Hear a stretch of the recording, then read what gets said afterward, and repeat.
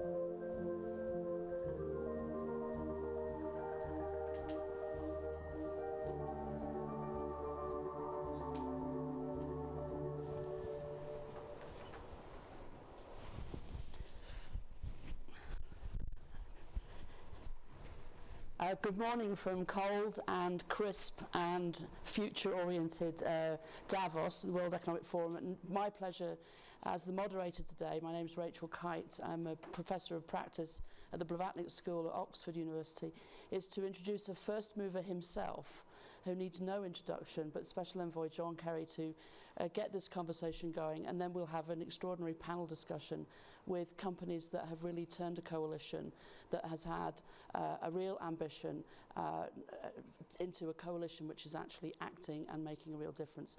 But from one of the great inspirations of this First Mover Coalition, please, John, the floor is yours. Take care.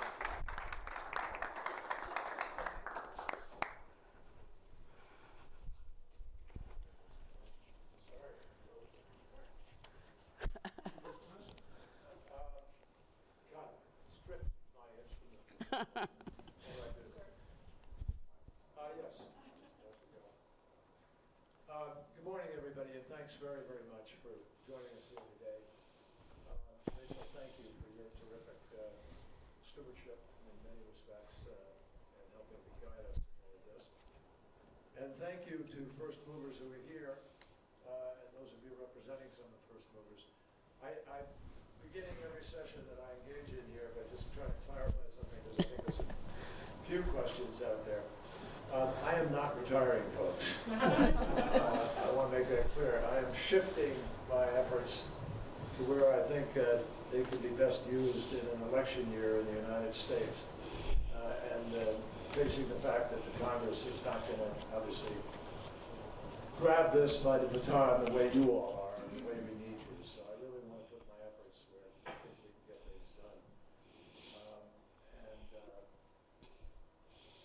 Let's understand why this is so critical, first of all. You're all experts. There's nobody here who needs to be sort of fully educated, but sometimes we all need to be reminded that we are dangerously close to the precipice of tipping points that we've been warned about, of climate chaos that comes about because, as we know, this past year was by far the most turbulent in every single respect. Heat, warming, the deforestation, the levels of emissions, the amount of subsidies going to the very people who are creating the problems. I mean, you run the list, and it really is a challenge. But, here's the but.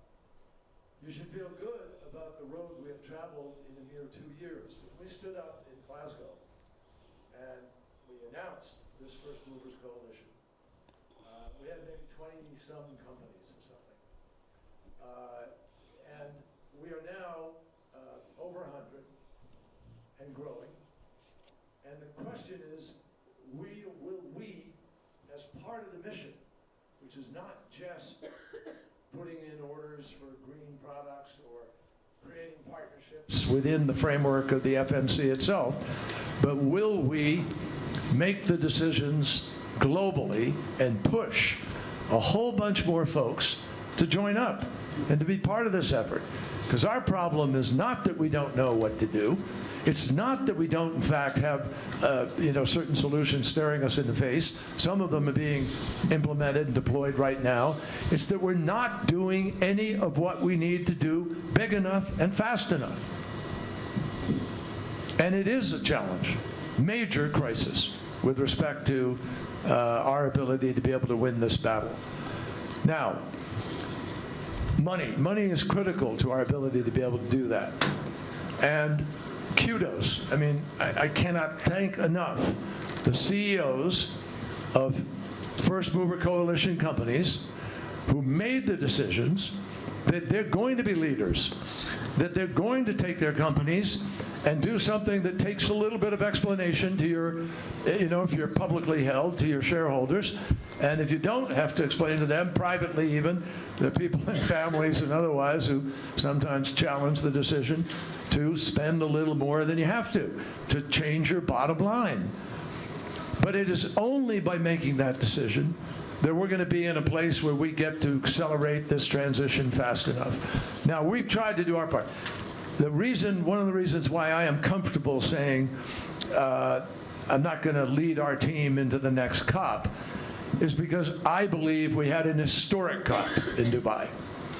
I believe that the fact that we got 195 nations to sign off on language that says we will transition away from fossil fuels is historic. And it's not a freestanding sentence. It's a sentence that is modified by the phrase, in keeping with the science, which means 1.5 degrees is our North Star, and we have to keep pushing in that direction.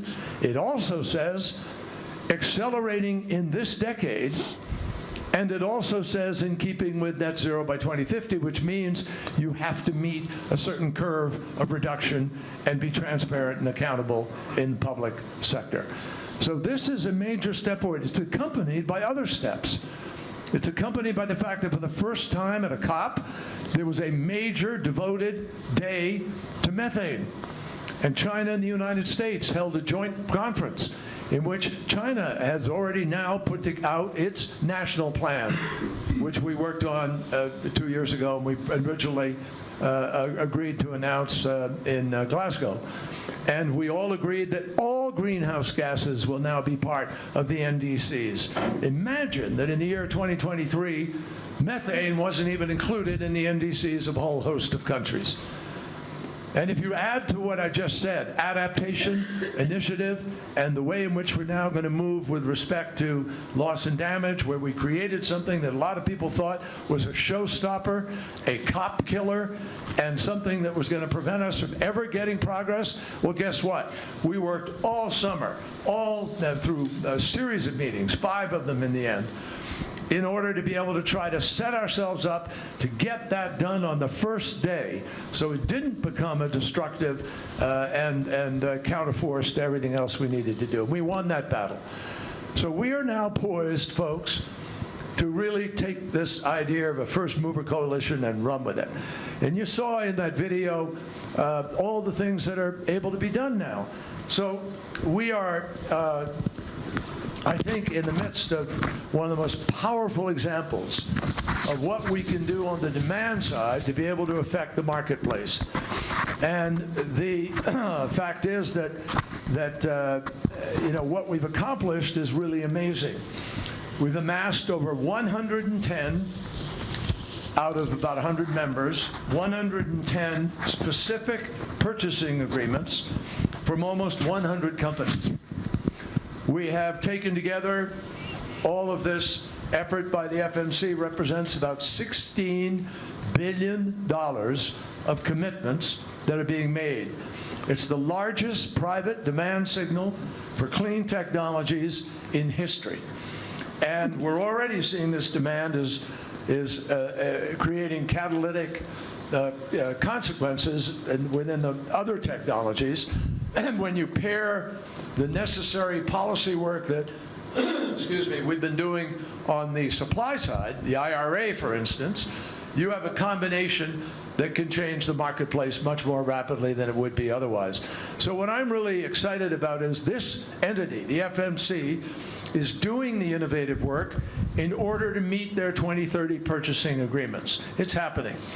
And the commitments that first mover companies have made are obviously fundamentally challenging, but they are commitments that will change the way that we procure our most basic goods: steel, aluminum, concrete, jet fuel, shipping industry. Together with the IMO that changed its rules this year, and the shipping industry, Yara, thank you, Maersk, thank you, MSC, thank you. You stepped up. And now I am told that the entire shipping fleet will probably be turned over in the course of about 20 years to no carbon, zero carbon, low carbon sourcing.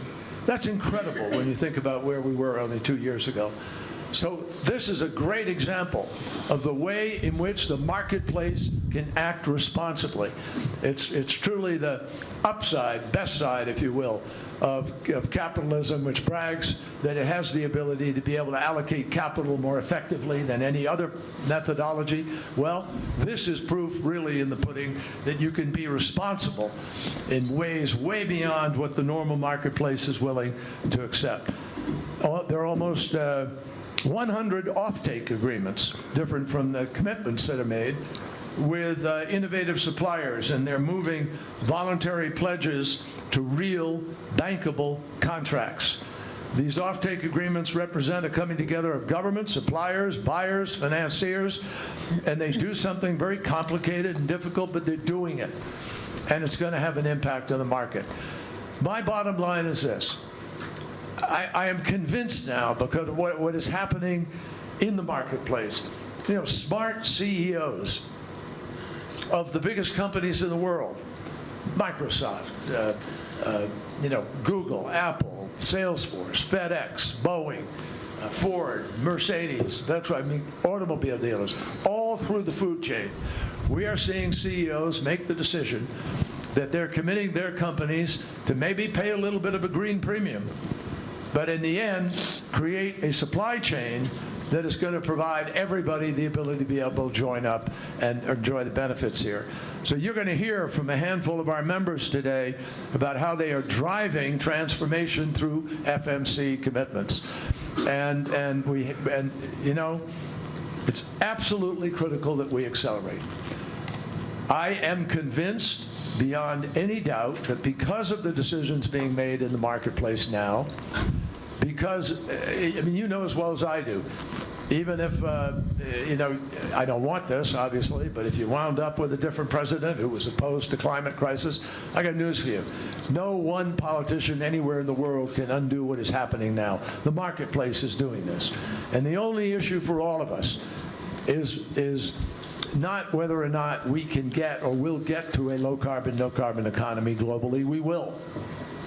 The only question is, will we get there in time to meet the challenge of the scientists in order to avoid the worst consequences of this crisis? That is what is at stake. So I really look forward to hearing from our folks today who are going to lay out to everybody here the ways in which all can participate in this transformation. It's the biggest transformation in the economies of the world in all of human history. It's also the greatest business set of opportunities that we've ever known in all of human history.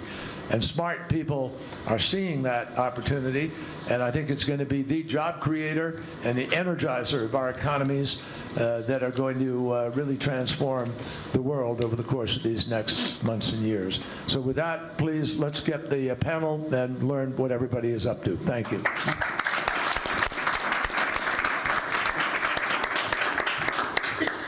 Thank you.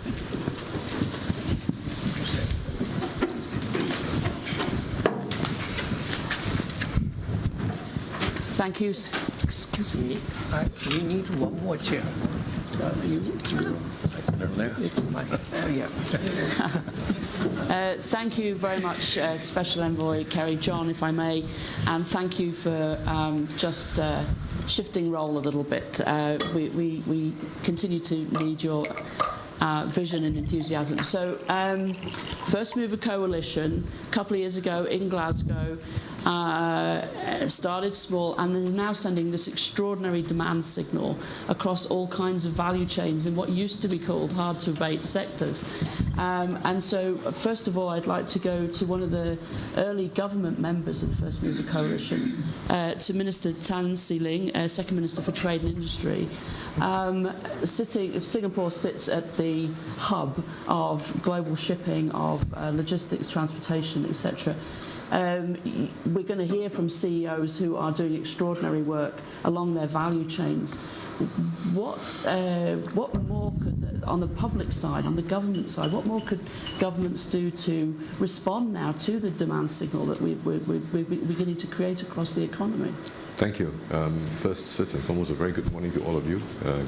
Always enjoy listening to special, advisor John's remarks, and that sense of optimism. It really sort of gives us the kind of gusto to move forward. I think that for us, we're very, very excited with the FMC and the movements moving forward. We believe that fundamentally government is really and can really perform the role of a catalyst and an enabler for many of these initiatives and driving systems that you're going to start. And really in terms of the development of low carbon technologies and markets, and how we can actually achieve partnership with the industry, and also to see how we can enable and also channel market demand into areas where it's needed most. So, as I've said earlier on, beyond the catalyst, the government has to play the role of an enabler. So one of the key things that we have done, and perhaps if we could share with you some of our experiences, that at the end of last year, we did an end-to-end RFP for ammonia, the development of low-carbon ammonia solutions. And what we did was that the expressions of interest concluded in October, and we will be issuing a closed RFP, a request for proposal, to 6 short-listed consortiums. And this, when it's done, we will be announcing something towards the end of this month. It would move Singapore another step closer to being one of the first countries in the world to test and to deploy a direct ammonia combustion power plant, and to support the holistic assessment of ammonia bunkering for shipping.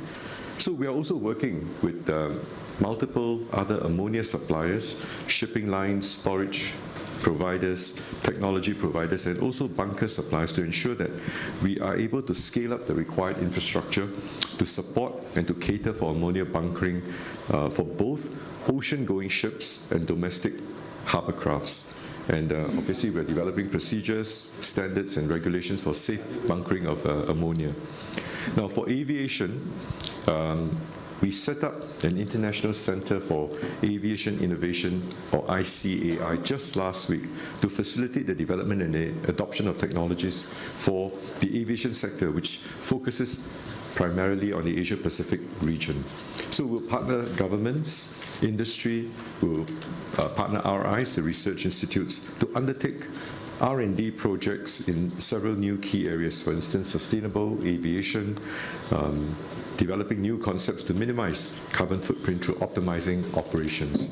So we are also working with our partners, the US, Japan, to see how we can develop and implement aviation green lanes throughout the whole of Asia Pacific. And this would then provide a pathway for accelerated emissions reductions through fostering value chain collaboration, ensuring credibility, and also providing predictability and transparency to consumers.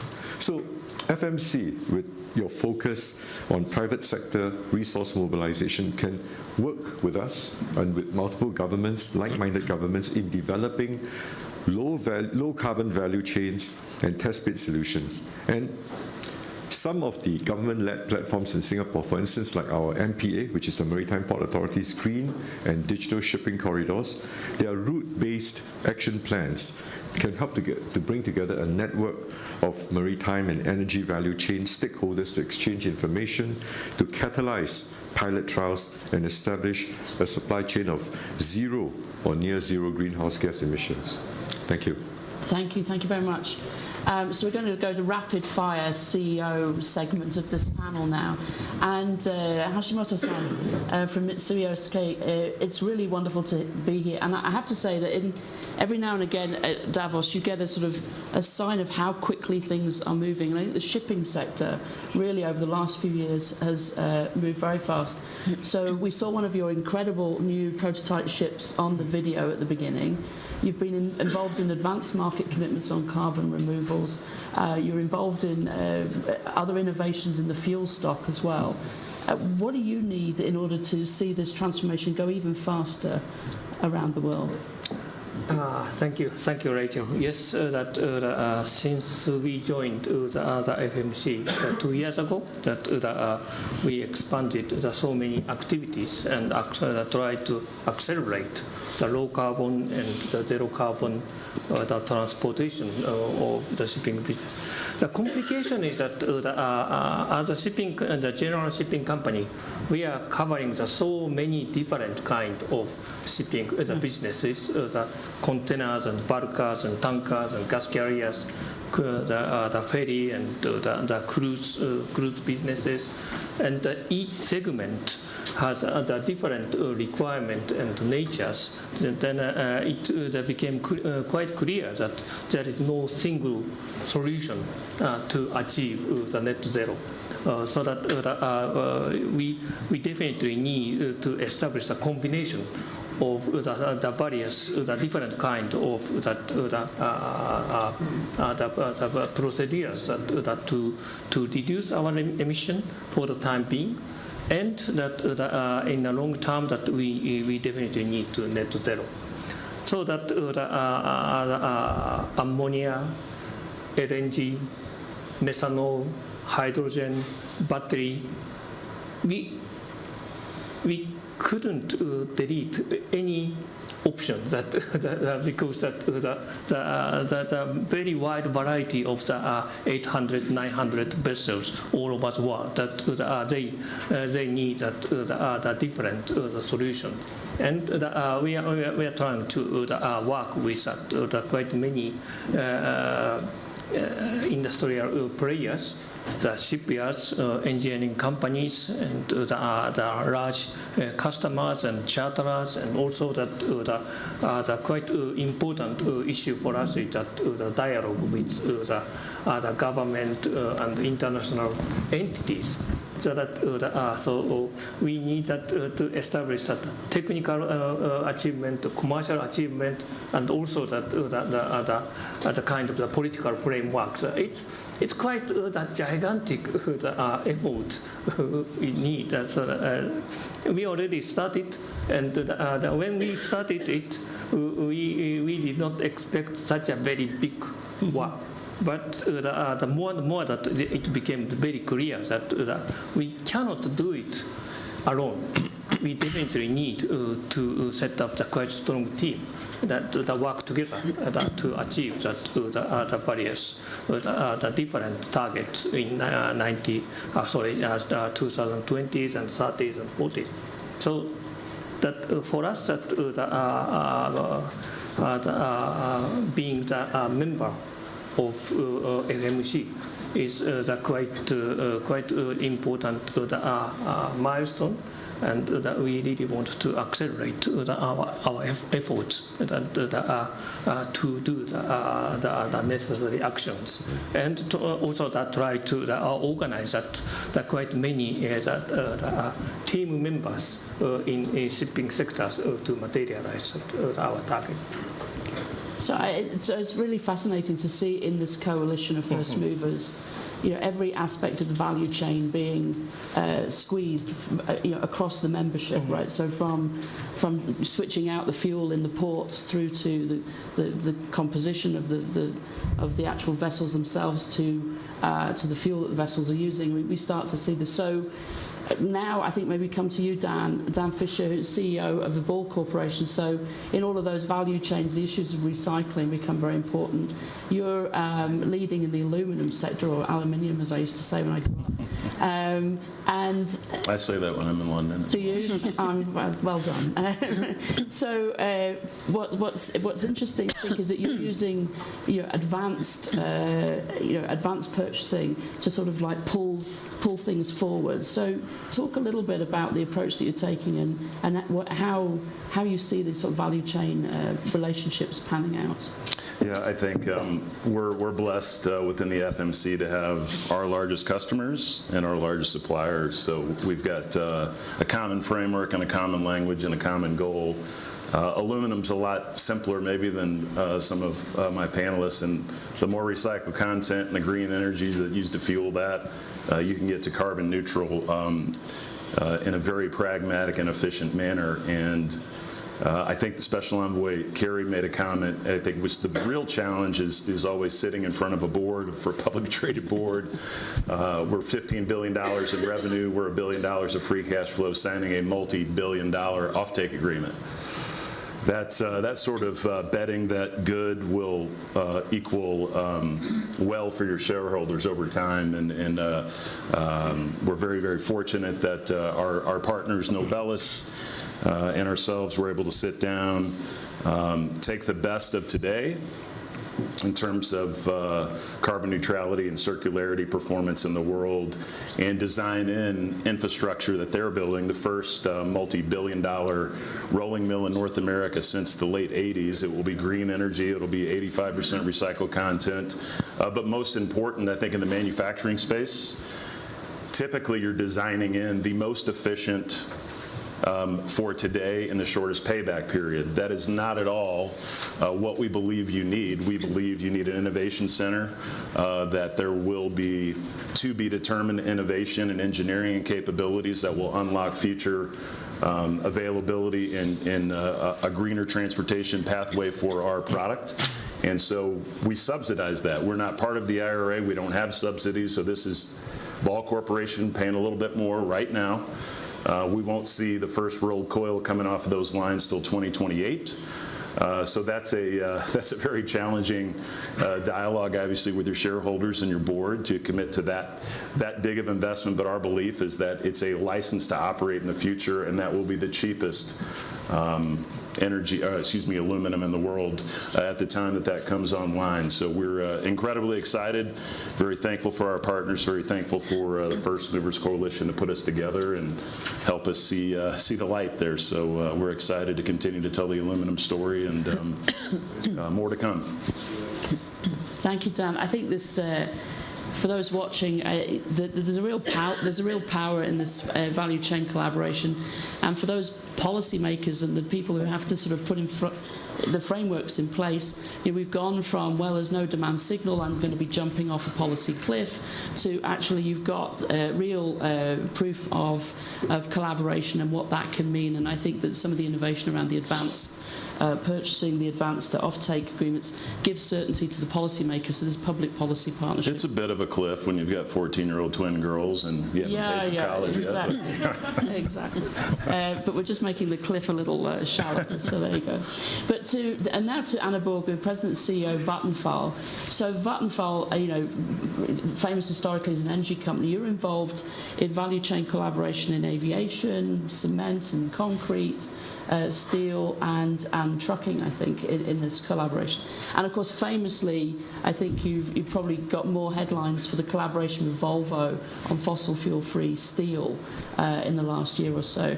But could you talk about, again, what you would need from the public policy side to respond, and perhaps talk about how you're driving this kind of collaboration?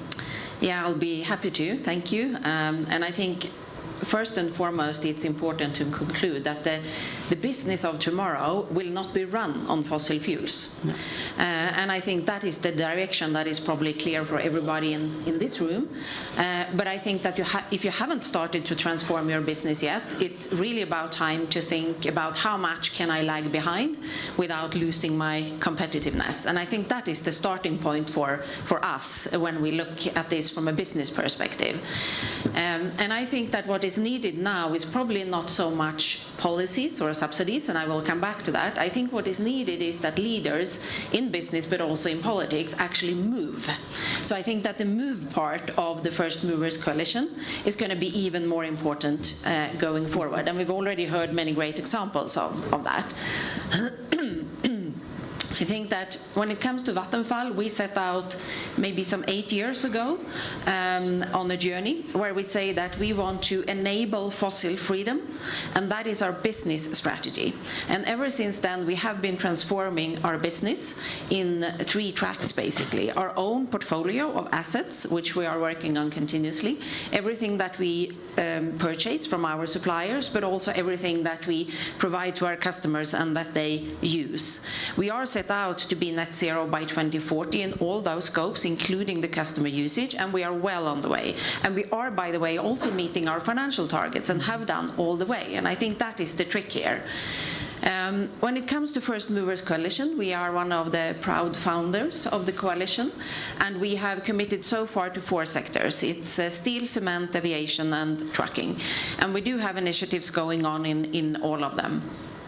When it comes to steel, the one that's been most talked about is probably the hybrid project together with SSAB, who's also a First Movers Coalition member, a steel company, and also LKAB, a mining company, where we jointly built a power plant for producing fossil-free steel in a process where we use green hydrogen made of fossil-free energy, and the sort of climate or the carbon footprint is basically 0 from that steel. It is up and producing and is now about to scale massively. The demand is clearly there. That is not the problem. And as you also mentioned, Volvo is one of the first off-takers of this steel.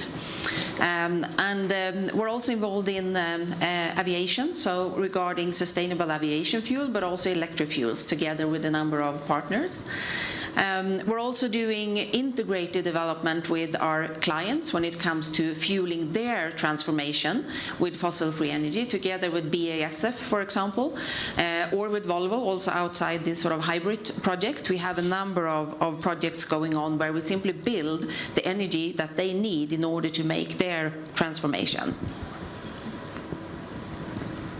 I think that many of these bankable agreements mentioned within the coalition are extremely interesting and also a way of sort of fueling this transformation. Maybe just one recent example where I know that Amazon, who is the First Movers Coalition member, are buying trucks from Volvo, who is the First Movers Coalition member. Those trucks are electric and they are made out of fossil-free steel, produced by SSAB, who is the First Movers Coalition member, in this hybrid plant where Vattenfall, who is the First Movers Coalition member, provided the green hydrogen and the electricity needed to produce that. And we clearly see the sort of business rationale in all these parts. So I think that this transformation is only in the beginning, and there are a lot of business opportunities out there to grab, but we should also be clear that of course there are challenges, and there will be obstacles, and there will be ups and downs, but that's why we are here. That's our job as business leaders, to manage our businesses through that transformation and be successful also in the other end. And I think that First Movers Coalition is a great tool to do that in a business fashion. So is what you're all saying that there is a green premium, but that's not an obstacle, that's something that can be cleared? I think that the green premium is often exaggerated because you have to put it in relation to other things. If you take the steel, for example, the green premium in the beginning is estimated to be approximately 25%. But once the price for carbon emissions will increase, the relative difference between traditional steel and that will disappear. And I think if you translate that premium into what it means for an end consumer, and you put that fossil-free steel into a car that you and I would buy, the extra cost for the fossil-free steel in that car is equivalent to 2 USB sockets that you put into the car. So I think it's doable. If the regulatory environment that is projected maintains itself, then it's not a premium. If you lapse those, it becomes a significant premium and a big risk in the future. So we just have to continue down the path to sustain what we've all laid out and what governments have laid out, and then it's not a premium. No, and I think the best thing that governments and policymakers can make is not pouring subsidies into this, but rather de-risking the scaling of the technologies, because the capital is there to fund it then. Well, let's go to the capital then. So, beautiful segue there. Thank you, Anna. So, to Carlos Torres, chairman of BBVA, one of the first European banks, I think, to lead on sustainability and a member of the First Mover Coalition. So, you're financing across the economy. What do you see as exciting from a financial perspective, from a banker's perspective, and what would you like to see from public policy in order to create this certainty going forward that would help? Thank you. What we see is very exciting, and the stories we just heard really are building up an immense opportunity, and we're here to finance. We're secondary actors. We're not the ones doing the emitting. We're not the ones that need to do the investment, but we're definitely the ones who can and are supporting companies like yourselves in carrying out the projects. Certainly, the First Movers Coalition is helping closing the loop and de-risking the projects so that they can be easily bankable, like Anna was saying, and that is all very exciting. But I would have a much more critical or complementary viewpoint from what you two just described as regards government policy. I think we're only scratching the surface. As Secretary Kerry was mentioning earlier, we need to go a lot faster, we need to accelerate, and we need to get from first movers to all movers. And what I see is that current policy is really a challenge. It's really not helping eliminate the green premiums, because there was a lot of ifs in what you described, so the carbon pricing and all. What I see is that there is excessive focus, or maybe at times sole focus on the supply side, as if the end user was not the ultimate reason why we're emitting. And if we want to move from well-meaning companies that have strategic goals and are forward-looking and are first movers, if we want to move from that to a widespread demand signal, we really need to change to a collective set of policies that are coherent, that are consistent, that get the job done, and we are far from that. Even at times, we see how policymakers succumb to short-term pressures to isolate, which is crazy, isolate demand from the consequences of the supply-side policies, and it not need be antisocial to actually feel make consumers feel the signals. You can balance, and I think if we want not only to deploy faster the existing technologies that make sense, but also if we want to have sufficient investment in developing and scaling the technologies that we need to solve many of the hard-to-solve problems, the hard-to-abate sectors, then we need consumers to feel the signal. And yes, we can compensate those that are most affected by the transition. That's very compatible. But we really need to get our act together on the demand side. And certainly carbon pricing is an essential piece of the framework. And we're far from carbon pricing to be widespread. There's just so much of emissions that are today not taken into account. So again, our role is secondary. We're here to support, and we would love to see so much more happening if only we could get policymakers to adopt, to really bite the bullet. So can I just push you a little bit? I mean, I think that's a very succinct analysis of the sort of short-termism, long-termism, demand-supply conundrum that we find ourselves in. But as a first mover coalition, a global first mover coalition, how can the private sector lean into those politicians who are simply looking at the polling data with a misinterpretation of what's actually going to serve their people better over the long run? I mean, is there anything more that business can say? I mean, I don't want to use the word lobby, but I mean, how does the advocacy become effective? Well, laying out how inconsistent the current set of policies are and how you can call it lobby. We're actually, as banks, not very effective at lobbying because everything we say is discounted a lot, and despite the fact that we are doing through our financing, we're having positive impact on society, and really the underpinning of social progress and economic progress, it's the private investment, which is mostly financed through banks. Despite that being the reality, we're not heard much in the space, and maybe others and other FMC leaders could have more success. We certainly are trying to influence in Europe as much as we can. It's not all negative, don't get me wrong, it's just we have a lot of good things going, and the carbon border adjustment mechanism, for example, is a good example. But we're just not doing enough. You just need to step it up. And it's a hard question what you're asking. I don't know what the best way would be to influence policymakers to really get their act together for the long term. Maybe all of us collectively speaking out for this to happen. So, Minister, can I put you on the spot for 60 seconds? How do we get the government collaboration to do what is so obvious with the proof point of the First Movers Coalition, right? A few years ago, people were like, oh, these are hard to abate sectors, we're never going to make any progress. And here we have, tangible proof that there's collaboration along the value chain, and yet we haven't, on the government side, made as much international progress on pricing pollution and getting the kinds of collaboration necessary. What needs to happen? Well, I can't speak for all governments. No, of course. I think at least in our region, we try our best to work with different governments, like-minded partners, on a set of interoperable taxonomy and standards. I think once we have a common platform where we have agreement in terms of how we look at, in terms of whether it is in the form of verifiable carbon credits, rules of origin, in terms of your green hydrogen. And if we have, and of course, make sure that these standards then prevent greenwashing and all those other sort of untrustworthy type of transactions, I think it would be a very first small but very significant step, a giant leap for all of us.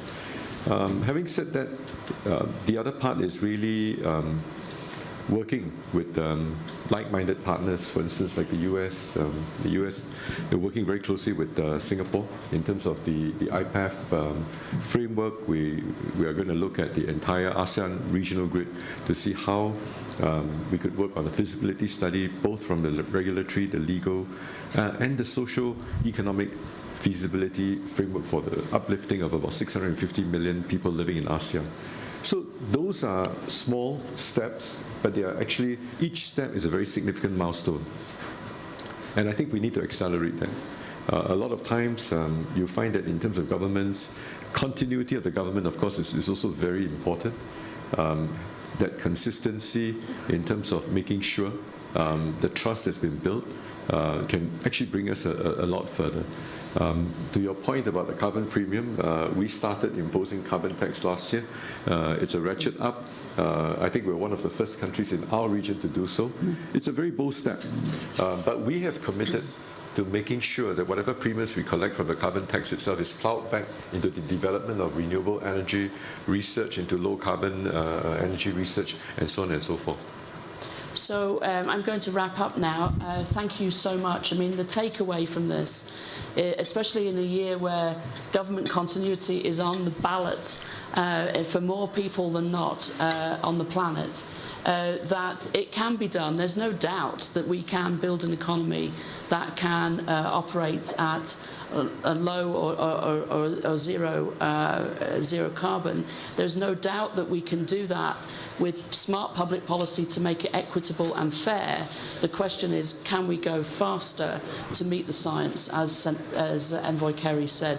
So from Davos, thank you very much. First movers, ladies and gentlemen. Rachel, can I just add something? Yes. Sorry. Usually I'm so overscheduled I don't get to you. But listening to this, I got to tell you folks, you guys really are heroic. Yeah. I mean that. And Dan, I'll tell you, I'm confident that the Ball Corporation with Pepsi and Coca-Cola and their members, you guys made a profit. I won't tell everybody what it is. But the reality is you can do this and it's good business. But if we don't do it, we're going to pay much higher premiums, much higher price. Everything will cost more. Food chains, the economic food chain will be completely disrupted. There'll be chaos in the marketplace, in a sense. Whereas this is the orderly transition unfolding right before your eyes. And our goal is not to have everybody join the First Movers Coalition, but to have a sufficient number of people in the First Movers Coalition that everyone is a mover. And we want to put ourselves out of business in terms of first mover. That's the goal. So thank you all very, very much. Good to see you in Singapore sometime. I hope so. It has been a while. Very good. Thank you. No, well done. But what you're doing on the... Thank you. Thank you. Thank you. Well, Thank you very much. Thank you very much. Sure. Yeah, Thanks. well done. Thank you. Thank you so much. Carlos, that was wonderful. Thank you so much.